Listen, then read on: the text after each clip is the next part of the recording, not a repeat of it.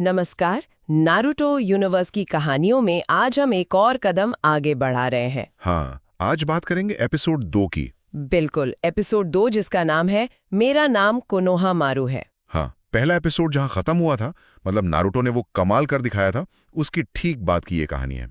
एक नया निंजा, नई पहचान और तुरंत ही एक नई चुनौती भी। बिल्कुल। हमारे पास एपिसोड का सारांश है, तो आज हम सिर्फ कहानी नहीं दोहराएंगे बल्कि कोशिश करेंगे समझने की कि किरदारों के मन में क्या चल रहा था और होकागे बनने का मतलब क्या है, इस पर भी थोड़ी बात करेंगे। और इसमें वो मजेदार एंगल भी है, नारुतो जिसने अभी-अभी शैडो क्लोन जुत्सु सीखा है, उसके सामने एक बच्चा आ जाता है। हाँ, और वो सोचता है कि नारुतो को हराते ही वो होकागे बन जाएगा। हाँ, बिल्कुल। और नारुतो का वो क्या कहते हैं, बदनाम सेक्सी जुत्सु भी है इसमें। तो हाँ, काफी कुछ है बात करने को। तो फिर चलिए शुरू करते हैं। एपिसोड की शुरुआत में नारुतो अभी-अभी एकेडमी से निकला है, ग्रेजुएट हो गया है। हाँ, ताज़ा ताज़ा। और ये उसके लिए बहुत बड़ी बात थी, क्योंकि याद है वो कितनी बार फेल हुआ था। बिल्कुल, ये जीत सिर्फ पास होने की नहीं थी। नहीं नहीं, ये कैसे पास हुआ वो ज्यादा जरूरी है। Shadow clone jutsu. हाँ, वही तकनीक जिसमें वो बुरी तरह फेल होता था। एग्जैक्टली। उसी को मास्टर करके उसने ग्रेजुएशन की। तो ये सिर्फ पासिंग ग्रेड नहीं था, ये उसके अंदर की वो ताकत थी जो पहली बार बाहर आई थी जब उस पर सबसे ज्यादा दबाव था।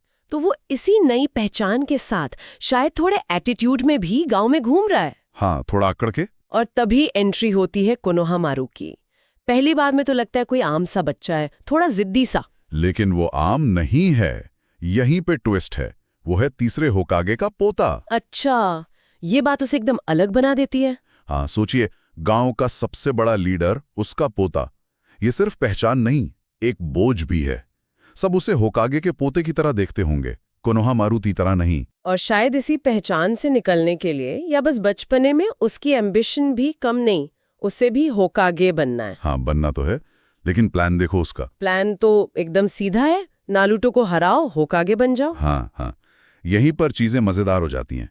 ये सिर्फ बच्चे की नादानी नहीं है, ये दिखाता है कि वो होकागे पद को कैसे दिख रहा है। मतलब सिर्फ ताकत का खेल। हाँ, शायद उसे लगता है कि अगर वो किसी निंजा को, भले ही वो नया हो जैसे नारुतो, हरा देगा तो साबित हो जाएगा कि वो काबिल है।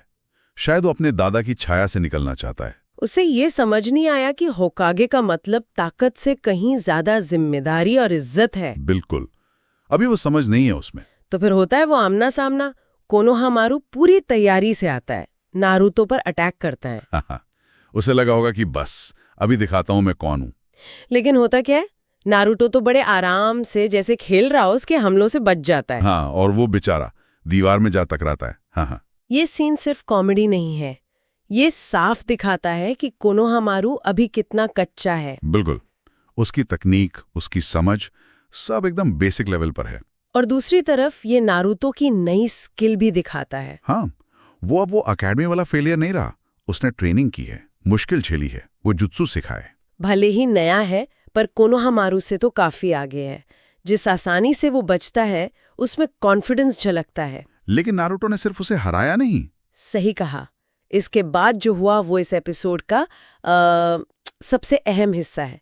नारुतो रुकता है और कोनोहामारू को एक सीख देता है। हाँ, डांटता नहीं है बल्कि समझाता है। और क्या समझाता है? यही कि होकागे बनने का कोई शॉर्टकट नहीं है भाई। ये किसी एक लड़ाई जीतने या किसी एक बंदे को हराने से नहीं मिलता। इसके लिए तो मेहनत चाहिए। हाँ, कड़ी मेहनत, लगन और सबसे जरूरी गांव के लोगों का भरोसा और इज्जत। ये बात तो बहुत गहरी है, पर ये कह कौन रहा है? नारुतो। हाँ, यही तो कमाल की बात है। वो लड़का जिसे खुद गांव वाले शक से देखते हैं, जिसे कोई पहचानता नहीं, या पहचानता है तो बस नाइन टेल्स के होस्ट के तौर पर। बिल्कुल, ये आयरनी इस सीन को और भी पावरफुल बनाती है। नारुतो खुद अभी एक्सेप्टेंस के लिए जूझ रहा है। वो खुद होकागे बनना चाहता है। शायद वो भी इस रास्ते की मुश्किलों को समझने लगा है। तो जब वो कोनोहामारू को ये सब बता रहा है, तो ये सिर्फ किताबी बातें नहीं है। नहीं नहीं, कहीं ना कहीं ये उसके अपने एक्सपीरियंस, उसकी अपनी इच्छाओं का आईना है। वो शायद खुद को भी याद दिला रहा है कि रास्ता लंबा है। क्या लगता है, ये सब वो सोच समझ के कह रहा था या बस उसके मुंह से निकल गया? क्या वो वाकई एक टीचर बन गया था उस पल? अच्छा सवाल है। नारुतो का कैरेक्टर हमेशा से ऐसा ही है। वो दिल से बोलता है, भले ही पूरी तरह मैच्योर ना हो। मुझे लगता है ये मिक्सचर है। मतलब वो कोनोहामारू की नादानी पर थोड़ा चिढ़ावा भी है, लेकिन जो वो कह रहा है उसमें सच्चाई है, और वो सच्चाई को फील करता है। अनजाने में ही सही, वो एक मेंटोर जैसा काम कर गया। इस सीरियस बात के बाद माहौल एकदम बदल जाता है। हाँ, कोनोहामारू जो पहले नारुतो को दुश्मन समझ रहा था, अब उसे इम्प्रेस हो गया है। हाँ, उसके पीछे पीछे चलने लगता है, उसे बॉस बुलाने लगता है। ये भी अजीब है। नारुतो ने उसे हराया, लेक्चर दिया और नतीजा वो उसका फैन बन गया। बच्चे ऐसे ही होते हैं, ताकत और कॉन्फिडेंस से इंप्रेस होते हैं। पर शायद नारुतो की वो सीधी बात, उसकी ईमानदारी भी उसे छू गई होगी। और फिर आता है एपिसोड का सबसे यादगार हिस्सा।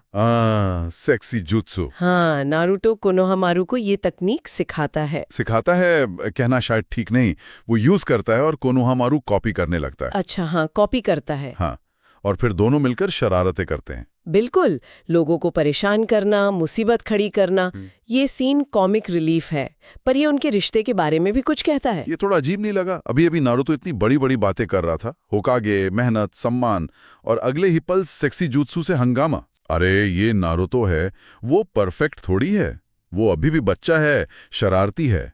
यही कॉन्ट्रडिक्शन तो उसे इंटरेस्टिंग बनाता है। लेकिन एक और बात है, ये जो साथ में शरारतें की, ये बचकानी हरकतें, इनसे उनके बीच एक कनेक्शन बना। अच्छा। हाँ, कभी कभी दोस्ती और मेंटरशिप ऐसी ही अजीब चीजों से शुरू होती है। ये शायद सीरियस लेक्चर से ज्यादा मजबूत बॉन्ड बना देती है। कोनोहामारू शायद नारुतो के इस बिंदास, नियम तोड़ने वाले स्टाइल से भी अट्रैक्ट हुआ हो। मतलब ये सिर्फ हंसी मजाक नहीं था, ये उनके रिश्ते को बना रहा था। बिल्कुल। कोनोहामारू देख रहा है कि निंजा बनना सिर्फ ट्रेनिंग और मिशन नहीं है, इसमें मजा भी है, शरारत भी है, एक तरह की आजादी भी। और नारुतो अपनी सारी कमियों के बाद भी उसे ये सब दिखा रहा है। बात तो सही है। वो उसे सिर्फ होकागे बनने का रास्ता नहीं, बल्कि जिंदगी जीने का एक तरीका भी दिखा रहा है, भले ही वो तरीका थोड़ा टेढ़ा-मेढ़ा हो।